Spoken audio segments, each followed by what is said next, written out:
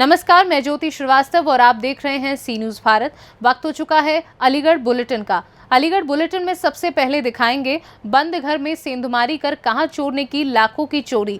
आगे जानेंगे नौकरी का झांसा देकर किन युवकों ने किया महिला के साथ गैंगरेप। साथ ही बताएंगे शहीद स्मारक बनाने की कहां उठी मांग। ऐसी और भी तमाम खबरों पर विस्तार से करेंगे चर्चा। खबर अलीगढ़ से है, जहां कस्बा त्रौली कॉलेज रोड स्थित नंदन वाटिका गेस्ट हाउस में संयुक्त सम्मेलन मोर्चा व टिफिन सह भोज का आयोजन हुआ, जिसके उपरांत बेसिक शिक्षा राज्य मंत्री संदीप सिंह, सांसद राजवीर सिंह ने जनसभा को संबोधित किया।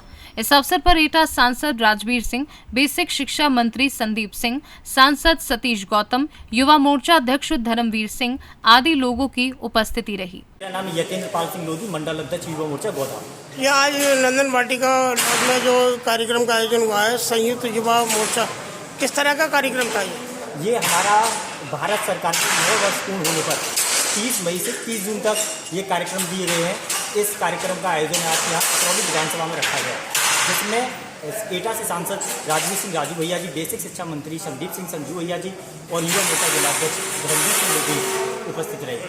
इसमें सम्मेलन में हमारे पूरे जिले भर से युवा कार्यकर्ता मौजूद रहे। सर मैं बताइए, आज ये त्रौली में मोर्चा सम्मेलन संयुक्त का जो आयोजन हुआ है, किस तरह का ये मोर्चा का आज यहाँ त्रौली में संयुक्त मोर्चा का सम्मेलन हुआ है।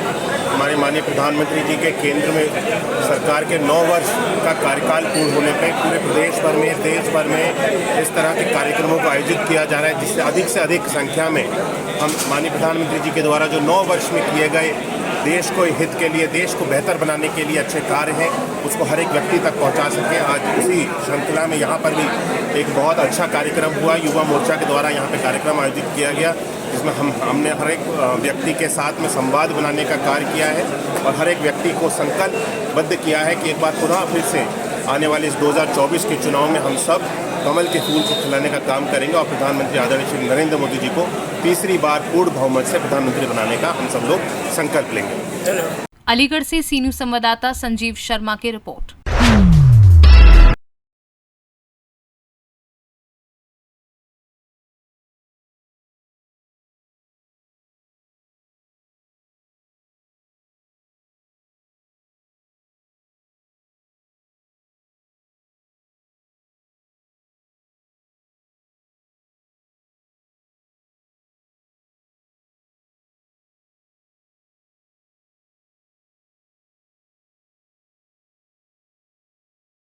क्या नाम है आपका? नाम चेतन कुमार वासने।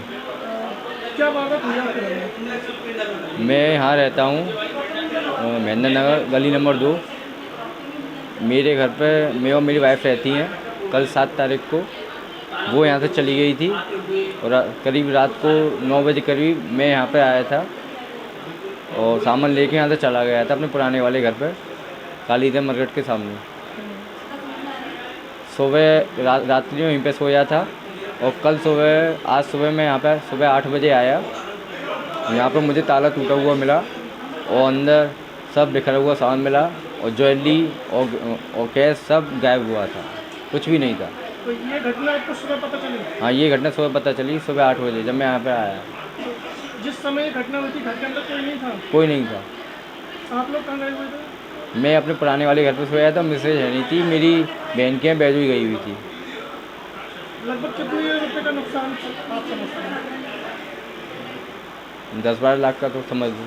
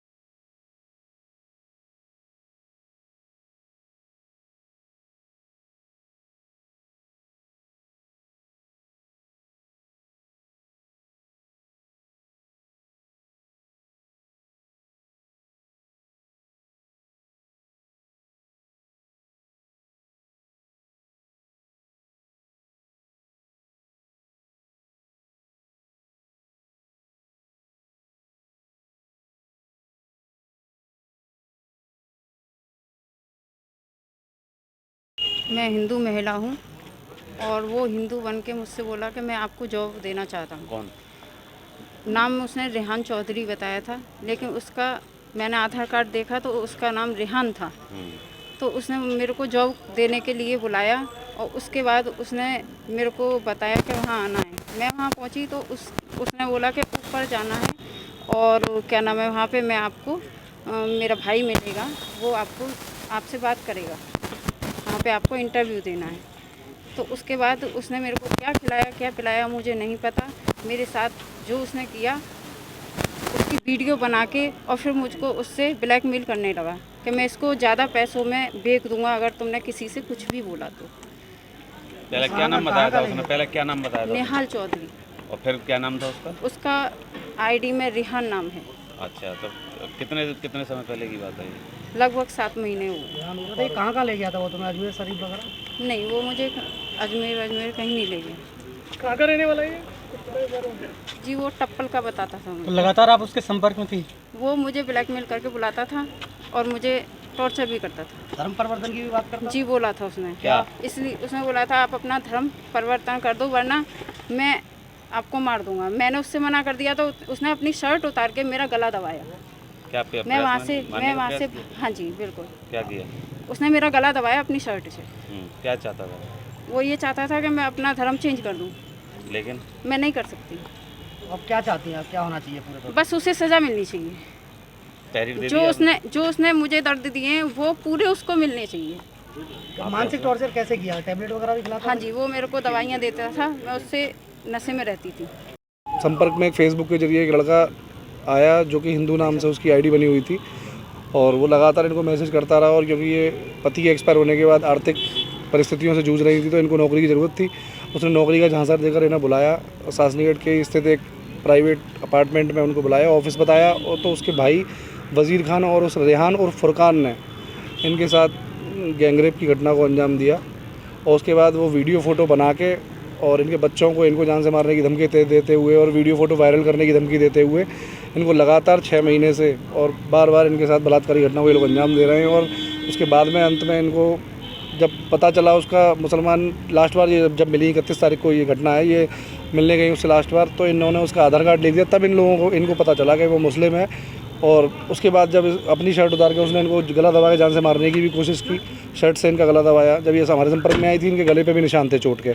अब लेकिन 7-8 दिन बाद ये इस परिस्थितियों में आ पाई हैं कि उसके खिलाफ कार्रवाई करने के लिए तैयार हैं। और बजरंग दल के संपर्क में जब ये आई तो संगठन के लोगों ने भी इनकी मदद का पूरा आश्वासन दिया और शुरू से लेकर एंड तक बजरंग दल पूरा इनके सहयोग करेगा, साथ खड़ा हुआ है।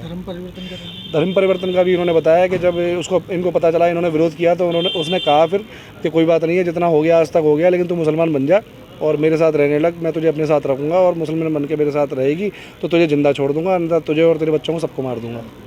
थाना सासनी गेट पर आज एक तहरीर प्राप्त हुई है। पीड़िता द्वारा उस तहरीर में बताया गया है कि नौकरी का झांसा दे करके 2 व्यक्तियों द्वारा लगभग 7 माह से उसके साथ शारीरिक शोषण किया उसका, और इस संबंध में तत्काल अभियोग पंजीकृत किया गया तथा 3 टीमें जो है आरोपियों की गिरफ्तारी के लिए लगी हुई हैं। शीघ्र ही आरोपी की गिरफ्तारी कर अन्य आवश्यक विधिक कार्रवाई सुनिश्चित की जाएगी।